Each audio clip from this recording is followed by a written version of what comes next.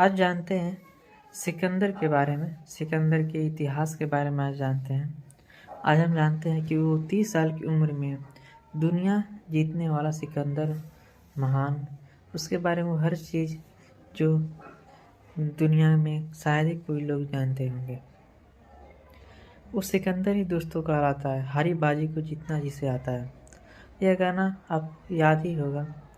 ये दुनिया के विश्व विजेता सिकंदर की सच्चाई है। दुनिया जीतना किसे कहते हैं यह कोई बस सिकंदर से ही सीखे। उसने मात्र 30 साल की उम्र में दुनिया जीतकर अपना नाम इतिहास के सुनहरे अक्षरों में दर्ज करवा लिया। उस समय पूरी दुनिया मानो बस उसी के इशारे पर थी। इस बीच जहाँ एक तरफ पूरी दुनिया सिकंदर से प्रभावित थी, वही महान सिकंदर भारत के राजा पोरस से प्रभावित थे।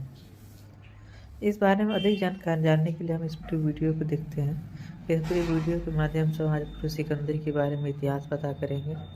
आखिर कौन था, कैसे उसने पूरी दुनिया विजय किया, कहाँ से आया, उसका शुरुआती जीवन, उसकी प्रारंभिक शिक्षा, उसके कौशल, अलेक्जेंडर का सत्ता कैसे लिया, विजय अभियान कैसे शुरू किया, फिर भारत पर कब आक्रमण किया गया और उसने कितनी सारी लड़ाइयाँ जीती।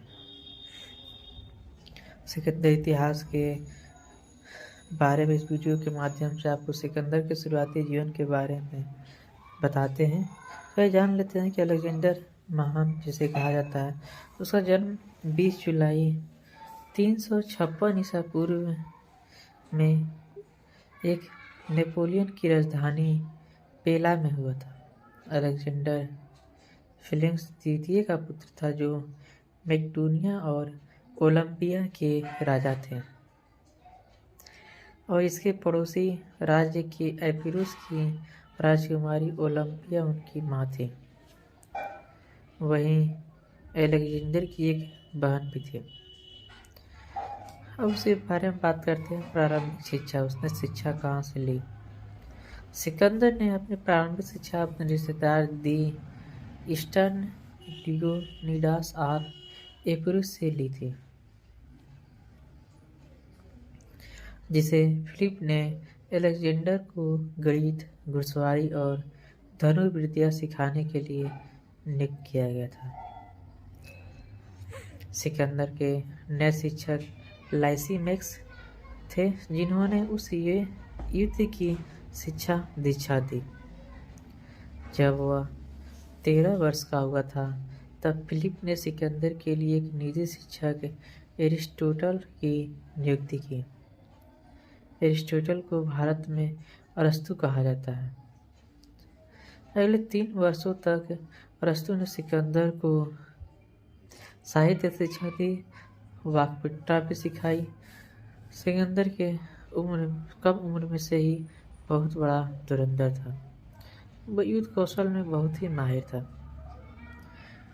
12 वर्ष की उम्र में सिकंदर ने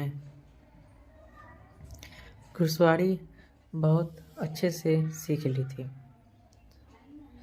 और ये उसने अपने पिता को तब दिखाई जब सिकंदर ने एक प्रशिक्षित घोड़े ब्यूसेफेलस को काबू में किया, जिस पर और कोई नियंत्रण ही नहीं कर पा रहा था। पहले तो वो घोड़ा सिकंदर के काबू से बाहर रहा, लेकिन अंत में सिकंदर ने उस पर काबू कर लिया। सिकंदर के पिता को उस पर बहुत ही गर्व हुआ। उसके बाद सिकंदर ने अपने जीवन के कई युद्धों में बुसेफेलस की सवारी की और अंत तक वो घोड़ा उसके साथ ही रहा। 340 ईसा पूर्व में जब सिकंदर 16 वर्ष का था, तो उसके कौशल को देखकर मैकेडोनिया राज्य अपनी जगह शासन करने के लिए छोड़ दिया था।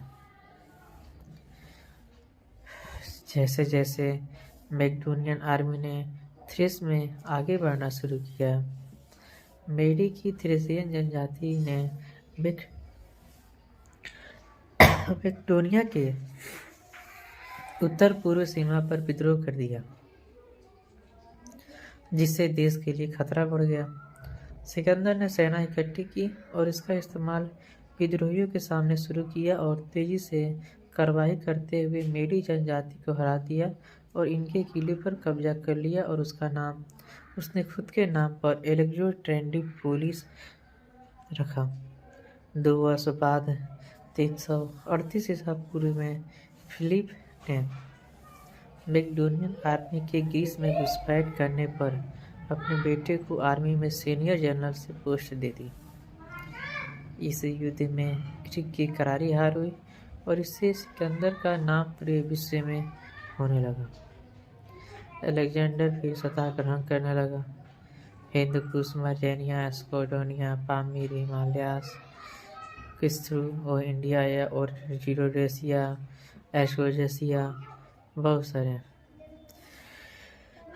336 ईसा पूर्व में सिकंदर की बहन ने मिलोस्पियन के राजा से शादी की। इसी दौरान एक महोत्सव में पौसानियास ने राजा फिलिप द्वितीय की हत्या कर दी। अपने पिता की मृत्यु के समय सिकंदर 19 वर्ष का था और उसमें सत्ता हासिल करने के जोश और जुनून चरम पे था।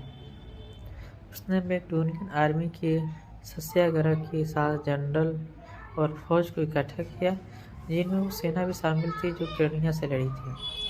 सेना ने सिकंदर को सामंती राजा घोषित किया और उसकी राजवंश में अन्य वारिसों की हत्या करने में मदद की। ओलिम्पिया ने भी अपने पुत्रों की इसमें मदद की। उसने फिलिप और क्लियोपेट्रा की पुत्री को मार दिया और क्लियोपेट्रा की आत्महत्या करने के लिए मजबूर कर दिया।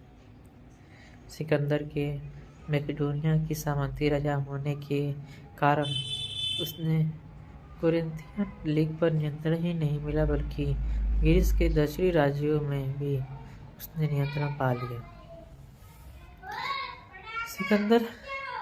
सिकंदर सत्ता आते ही उसने पूरी दुनिया पर दबदबा कायम कर लिया।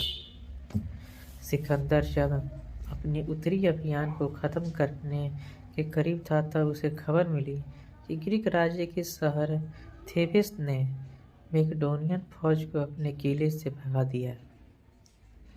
अन्य शहरों के विद्रोह के डर से सिकंदर ने अपनी सेना के साथ दक्षिण का रुख किया। इन सब घटनाक्रमों के दौरान ही सिकंदर ने जनरल पर्नियन के एशिया की तरफ अपना मार्ग बना लिया है। अलेक्जेंडर और उसकी सेना थेबस में इसी तरह से पहुंची कि वहां की सेना को आत्मरक्षा तक का मौका नहीं मिला। वह सिकंदर से एथेंस से ग्रीक के अन्य मार्गों तक उसके साथों ने संधि कर ली और 334 ईसा पूर्व में सिकंदर ने एशियाई अभियानों के लिए नौकायान शुरू किया और उस वर्ष के वसंत में ट्राय में पहुंचा। सिकंदर ने ग्लेशियस नदी के पास पार्सियन राजा डारियस द्वितीय की सेना का सामना किया, उन्हें बुरी तरह से पराजित किया और 333 ईसा पूर्व की गर्मियों में सिकंदर की सेना और डारियस की सेना के मध्य एक बार फिर युद्ध हुआ। हालांकि सिकंदर की सेना में ज़्यादा सैनिक होने के कारण उसकी फिर से एक तरफा जीत हुई और सिकंदर ने खुद को पार्सिया का राजा घोषित कर दिया।